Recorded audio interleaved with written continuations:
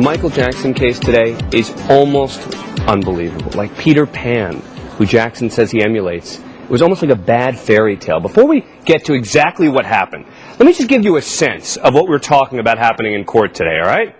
Yes, that's Michael Jackson. Yes, he's wearing pajamas. Yes, he's wearing slippers. And yes, he looks completely out of it. All right, how did we get to this?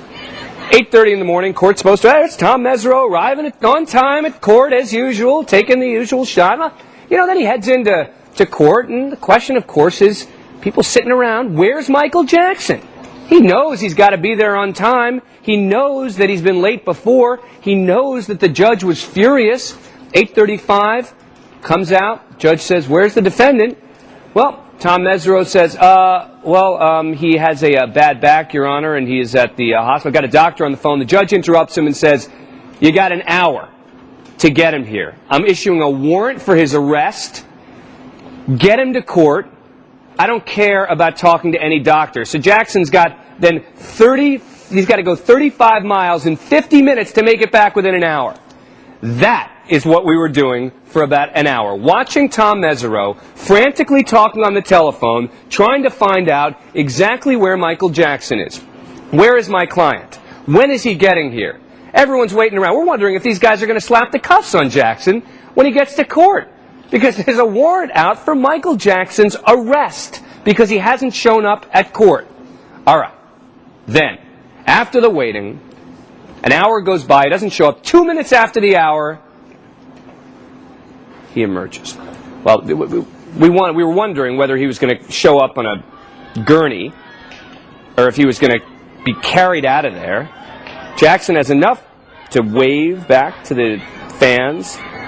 He's wearing pajama pants and slippers, looking disheveled, walking slowly. There you see, getting a little help from his team. Still got the umbrella going. So if one thing we know for certain, even if he's got a bad back, he won't get a sunburn. And then finally, he makes it into the courthouse. I mean, look at this. That is Michael Jackson in pajamas and slippers going to court today. If just in case you missed it, we wanted to make sure you could enjoy and savor every moment of this as Jackson heads into court today. And there he is, makes it through the metal detector and heads into court, where, of course, he was welcomed by a young boy who's talking about how he molested him. Oh, my. Joining me now, Court TV's chief investigative editor and NBC analyst, Diane Dimond. Criminal defense attorney, NBC legal analyst, Roy Black. Criminal defense attorney, NBC analyst, Ron Richards, who's been there. He was talking to Mesereau. We're going to talk to you about what he was saying in a minute.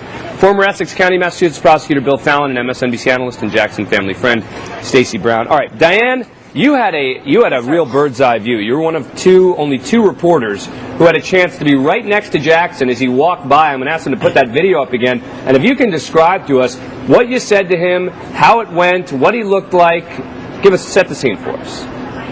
Well, he looked like a guy in great distress, I'll tell you. His pallor was gray. I don't know that he had a lot of makeup on today, although some of his makeup, his cosmetics are tattooed on.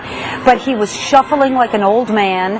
He was being helped by his bodyguards, and his parents were with him. I was stunned as he came around the corner, and I was standing right outside the door where you go through the metal detector. I was stunned when, as he came into view, I got a load of those pajama bottoms. I couldn't believe my eyes. I also couldn't believe that it appeared as though he hadn't combed his hair at all. I shouted out to him, Dan, Mr. Jackson, how are you feeling? And he sort of looked over in my direction, but even though we were in the same space on the planet Earth, he didn't look like he was really there. And then I said, are you feeling all right? And he just kept shuffling in. He went into the courtroom. 15 seconds later, he comes out to go to the bathroom. And then finally, we got in the courtroom where we waited and waited for the judge. The judge made him wait until 10 o'clock local time. All right, I'm going to ask in the meantime us to get our sound bites ready from the publicist for Michael Jackson, because she had some sort of explanation as to what happened. But Stacey Brown, you've been speaking to the family today. Are they worried that Michael Jackson might do some harm to himself? Well, Dan, I got to tell you, the stress level was raised tremendously today during this whole antics of coming late and the arrest warrant. And there has been some concern. I got to tell you, a few months ago, and I won't say who, just to protect that particular family member, but that person told me, I am worried that he might harm himself. I mean, he's a mess. Yeah, there's no getting around that. He is a mess. You looked at him today, and I talked to Rebe, his older sister, today, and she was frantic today. She was very, very upset. She used the word devastated. Yeah. You know, I talked to a friend of mine who said that he met with Michael Jackson about a year and a half ago, and he was saying that Jackson had a cold at the time and was so frail and feeble when he came. He was like, "Hello, I can't." I don't know how he's going to make it through. And the timing, of course, you got to, let me go to Roy Black. Roy, the timing, of course, he gets the flu right before the case is going to start, and now he gets these sudden injuries to his back, etc. Right as the boy is testifying. I mean, it doesn't look good for Jackson. Well, it's easy to be cynical about that, but as everybody has said, there's a tremendous amount of stress involved with being on trial, whether you're the lawyer or, God forbid, How the many client. clients have you had, Roy, who've not shown up to court on more than one occasion because of various ailments? Listen, we're not talking about getting hit by a car or something like that. But, for example, getting the flu and back problems, etc., having to go to the hospital and not reporting to court in the morning. Well, usually what happens, you have some warning so you can tell the judge the night before or early in the morning, and the judge understands, people can get ill. Yeah. And particularly if you have a bad back. You know what it's like if you ever had your back out. That's very painful. Well, I've been in a case where a co-defendant didn't show up, and he sent the marshals to the hospital and dragged them back to the courtroom. So judges don't always take this well. But he had enough. Look at that. There he goes twisting around and waving to the fans. All right, Ron Richards, what was defense attorney Tom Messer? You were talking to him for a good amount of the time as he's waiting during that hour. Was he saying to you, "I cannot believe this. This is insane"? Well, Dan, I can't get into the very specifics of that conversation, but what I Why can not? tell You don't have an attorney-client privilege with him. Well, because I was there as a friend, and it just, this was a personal conversation, and this was an unexpected event, and all of a sudden the phone rings, I see his gesticulations and movements, and I say, oh boy, we got something live going on here, and Brian Oxman is in the van, and lo and behold, we have an unexpected injury while he's changing this morning, and he had to deal with it. The impact on the defense is, it's unexpected, and it's a distraction to Mr. Mesereau. Yeah, I don't know.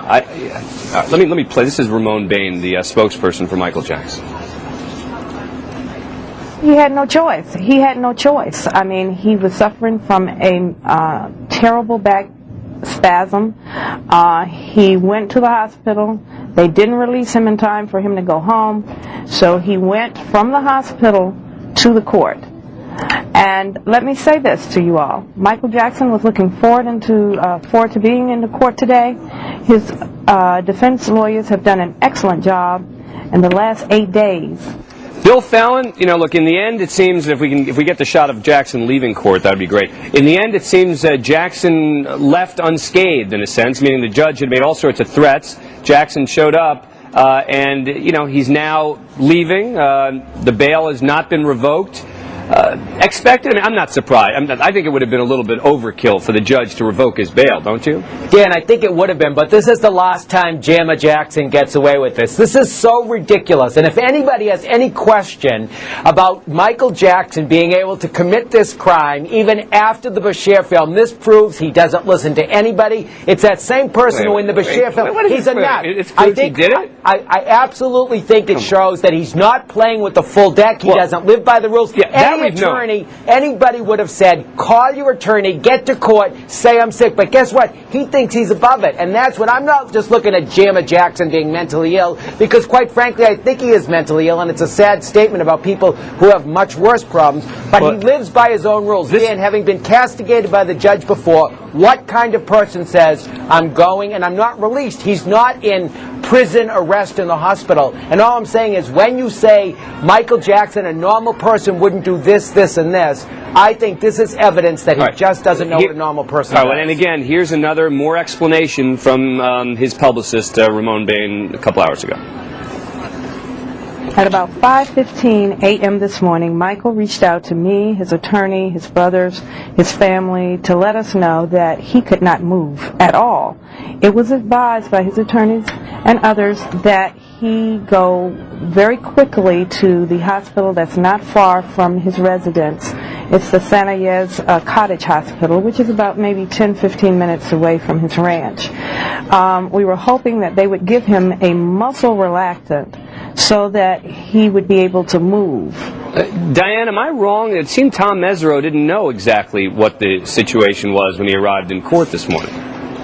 You know, I don't believe that he did, and I'm just speculating because he was going about putting out his files and whatnot, and didn't seem to notice that 8:30 was coming and going, and his client wasn't there. Yeah. I think the shot of the day after Michael Jackson's dramatic entrance and his exit today was Tom Mesereau standing right out here on the curb with his cell phone in his hand, looking like a bride waiting for the groom at the altar. I felt badly for him when he had to stand up and tell the judge, "Well, Your Honor, you're right, he's not here."